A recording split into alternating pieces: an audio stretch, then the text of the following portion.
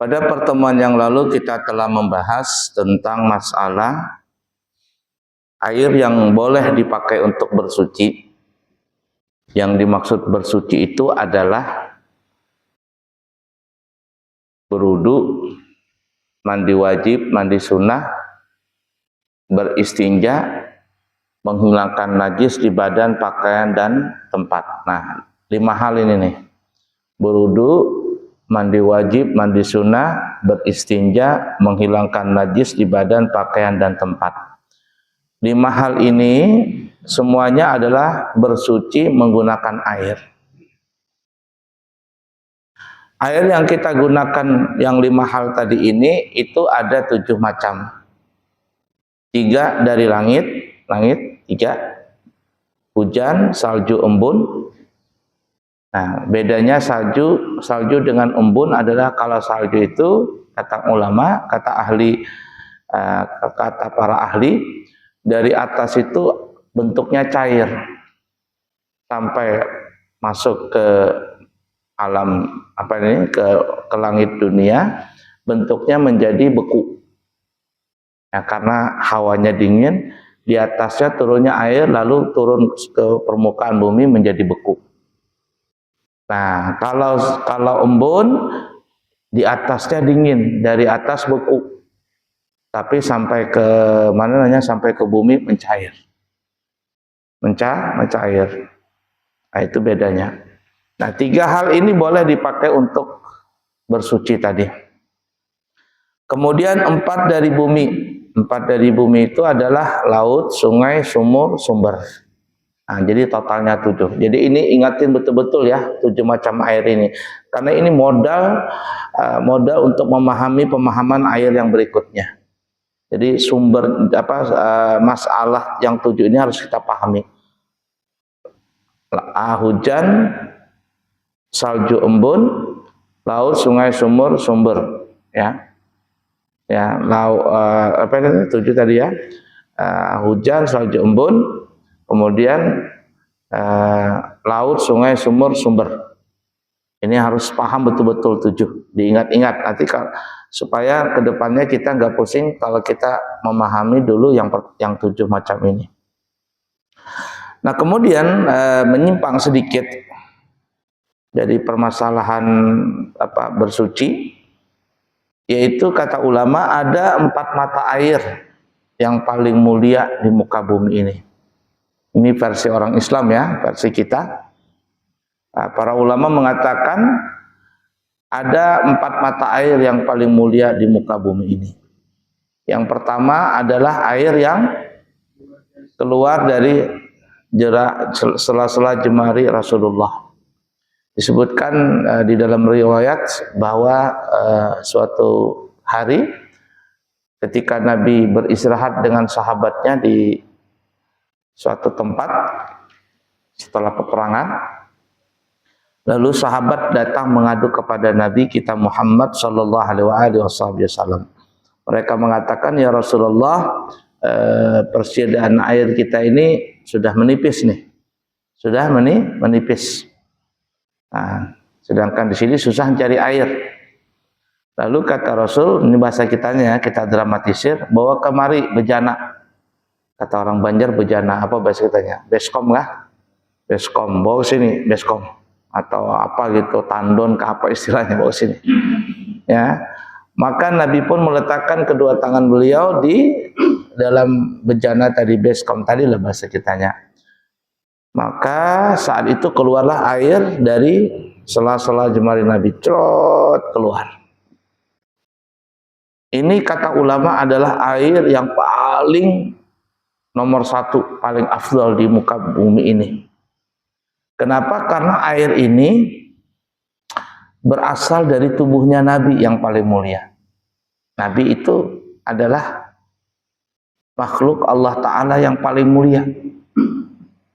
Tidak ada yang melebihi daripada Nabi. Terciptanya alam semesta ini karena memang ada faktor Nabi kita. Nah, karena Nabi kita mulia, kemudian air itu keluar dari tubuh Nabi melewati sela-sela jemari Nabi kita Muhammad sallallahu alaihi wasallam, maka air ini yang paling nomor satu. Ini salah satu mukjizat Nabi. Nah, cuman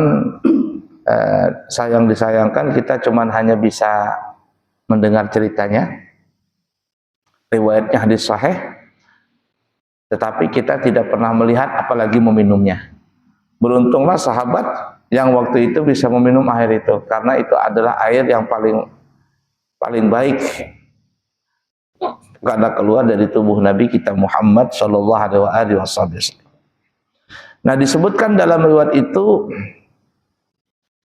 para sahabat bukan hanya minum tapi juga berwudu, bukan hanya wudu tapi juga ada yang mandi. Nah, kemudian ditanya kira-kira berapa orang yang pakai air itu. Nah, dalam riwayat itu dikatakan kalau seandainya 300 orang pun cukup.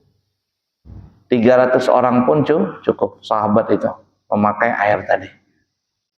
Ada sebagian orang kayak meremehkan tentang mukjizat Nabi ini. Nah, ya katanya, Pak, itu kalau secara ilmiah katanya bisa saja. Karena di tubuh manusia ini 70% lebih itu adalah mengandung air. Kandungan air. Jadi bisa saja katanya seseorang mengeluarkan air dari tubuhnya. Itu ada orang-orang yang anti dengan mukjizat Nabi. Sekarang ini kan zaman-zaman orang yang banyak anti dengan karamah. Mereka anti dengan karamah, mereka anti dengan mukjizat. Nah, itu tuh. Jadi dipermasalahkan seperti itu. Ya, tapi permasalahannya walaupun umpamanya ada orang bisa mengeluarkan air dari tubuhnya. Namun pertanyaannya berapa banyak yang bisa keluar air dari tubuhnya itu? Pada saat itu dalam riwayat 300 orang pun kalau memakai air itu cukup semuanya. Nah, ini masjid kita ini kalau sholat Jumat berapa menampung jamaah di masjid ini? Ada 300 kira-kira? Ada 300. Kira-kira tuh kalau satu tandon, ada tandon ini air langsung PDAM atau tandon? Ada tandon. Coba diisi tandon itu penuh. Kemudian ada orang yang wudu di rumah, semuanya wudu di mana ini? Di masjid kita ini. Buang hajat di sini, mandi di sini, berwudu di sini. Kira-kira gimana tuh? Habis nggak airnya? Habis. Bapak, Ibu yang pernah ke pesantren saya, lihat itu tandonnya ada berapa biji itu di pesantren tuh. Mungkin saya pun nggak ngitung berapa itu ya, nggak hitung pasti tuh. Cuman perkiraan tuh ada 30 lebih tuh. Mungkin ada 40 tuh tandon tuh, bererat tuh. Itu yang di atas, belum lagi yang di bawah. Kalau seandainya umpama sehari aja atau 2 hari aja mati air, mesinnya mati gitu, penuh segitu, paling-paling habis 2 hari itu dipakai anak-anak. Nah itu. Jadi kalau ada orang yang anti dengan mukjizat, ada itu saya pernah mendengar katanya, oh bisa saja manusia mengeluarkan air dari tubuhnya karena manusia itu mengandung 70% lebih cairan di dalam tubuhnya. Oke lah kita katakan ada orang bisa mengeluarkan air dari tubuhnya. Tapi apakah bisa dipakai air itu sampai 300 orang? Rasa-rasanya nggak ada. Malahan dia yang teler. Kalau dia secara logika memikirkannya itu. Nah, baiklah ya, ini nomor 1 air yang keluar dari sela-sela jemari Nabi Muhammad sallallahu alaihi wasallam.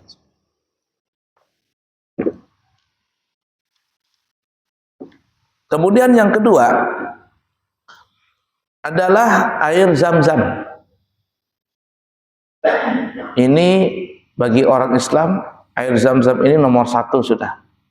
Untuk saat ini nggak ada yang mengalahkan air Zam-Zam. Air Zam-Zam ini sunahnya kita itu kalau minum adalah membaca, ya kalau berdoa jelas ya baca bismillah, baca doa Zam-Zam itu ada. Sunahnya itu kalau gerakannya minumnya itu sambil berdiri. Sunahnya Sunnah berdiri dan menghadap kiblat serta berdoa. Karena disebutkan dalam riwayat, Zam-zam lima syuribalah. Air Zam-zam itu diminum untuk niat apapun juga. Jadi yang ingin sembuh, kesehatan pakai Zam-zam, ini itu pakai Zam-zam. Nah, kata ulama, selain daripada air Zam-zam itu sebaiknya minumnya duduk. Bahkan ada ulama yang tegas kalau ada orang minum selain air Zam-zam dengan minum berdiri itu hukumnya makruh. Hukumnya makruh. Nah, kami sungguh ironis ya melihat anak-anak tuh. Kadang ibu-ibu, ya ibu-ibu bapak-bapak, kadang di Mekah tuh minum air biasa sudah berdiri, kemudian kadang berjalan pakai tangan kiri lagi blok dengan santainya. Padahal dia berumrah, dia berhaji, memang karena nggak punya adab, akhirnya apa? Dia minum sambil berdiri, kadang sambil jalan pakai tangan kiri, wow begitu. Kalau anak-anak yang sekolah itu SMP, SMA, SMK itu, habis dia minum, ropuk, dilemparnya itu plastiknya di mana itu? Di jalan raya. Tanpa ada merasa dosa, dibuang begitu sampahnya sembarangan. Nah, itu para ulama banyak mengatakan makruh kalau minum sambil berdiri. Sunnahnya sambil duduk. Tapi Zam-zam tidak. Zam-zam itu sunnahnya minumnya sambil berdiri, bahkan menghadap kiblat. Bahkan ada yang mengatakan Nabi itu kalau minum air Zam-zam berdiri sampai Nabi itu goyang-goyang gitu. Goyang-goyang. Kenapa ya goyang-goyang? Supaya bisa masuk air tadi itu lancar ke tubuh. Kayak kita itu loh, nyelang begitu. Supaya cepat airnya gitu kan, jalan di selang, kita goyang-goyang selang itu biar cepat lancar begitu. Kalau dia di atas sumbat-sumbat, kita goyang-goyang selang tadi supaya lancar. Begitu juga pipa umpama.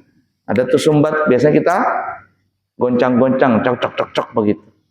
Nah, Nabi ada yang mengatakan Nabi kalau minum Zam-zam itu sambil berdiri sambil bergoyang-goyang badan, supaya itu masuk air itu ke tubuh dan ke seluruh saluran-saluran yang ada di tubuh. Nah, kenapa ya kok minum selain Zam-zam duduk, tapi kalau minum air Zam-zam itu berdiri? Nah, setelah diteliti oleh para ahli, di tubuh kita ini itu ada katup. Ya kalau bahasa mobilnya itu namanya filter oli. Filter oli. Ada kan filter oli, ada filter bensin. Nah, itu kalau kita minum sambil berdiri, itu filternya, katupnya itu terbuka. Katup di tubuh kita ini terbuka. Jadi dia tidak bisa menyaring dan akhirnya masuk ke ginjal, dan ginjal itu yang bisa bermasalah nanti. Ya, ginjal itu kan untuk apa ya? Untuk untuk memompa darah di tubuh kita. Kalau ginjalnya bermasalah, selesai sudah. Nah itu, jadi filter ini ada penutupnya. Kalau seandainya orang minum sambil duduk, itu filter itu tertutup, sehingga tubuh itu kalau masuk air, dia tidak kena masuk kotoran-kotoran itu ke ginjal, disaring di situ. Ada filternya. Nah filter ini yang menyaring kotoran-kotoran tadi, lalu dibuang pakai urin pada saat orang buang air kecil. Nah, tapi kalau orang minum berdiri itu katupnya terbuka. Katupnya terbuka. Akhirnya apa ya? Filternya itu nggak berfungsi. Filternya nggak berfungsi. Itu kayak AC itu kan ada filternya kan ya, supaya debu-debu itu nggak masuk tuh. Nah, karena dari filternya habis masuk semuanya. Itu kalau berdiri terbuka filter itu, tutupnya tadi. Tapi kalau duduk tertutup dia. Nah, lain air Zam-zam. Kalau air Zam-zam itu sudah steril, pH-nya bagus, semuanya nomor 1. Jadi kalau kita minum itu, mau berdiri, mau duduk sama aja. Kenapa? Karena sudah bagus. Karena sudah bagus. Ibarat kata tuh olinya oli mahal. Ibarat kata mobil tuh olinya oli yang mahal, bukan murah. Kalau oli mahal itu, filter itu gantinya bisa Lama. Bisa 3 kali, 4 kali baru ganti filter oli. Tapi coba kalau oli murah itu. Sekali pakai ganti filter, sekali pakai oli ganti filter, ganti oli ganti filter. Nah, itulah katanya dikatakan kalau Nabi minum Zam-Zam itu sambil bergoyang badan supaya supaya air itu masuk ke seluruh tubuh. Walaupun katupnya terbuka, tidak ada masalah. Supaya apa? Untuk membersihkan ginjal tadi. Wallahu alam, begitulah para ahli mengatakan.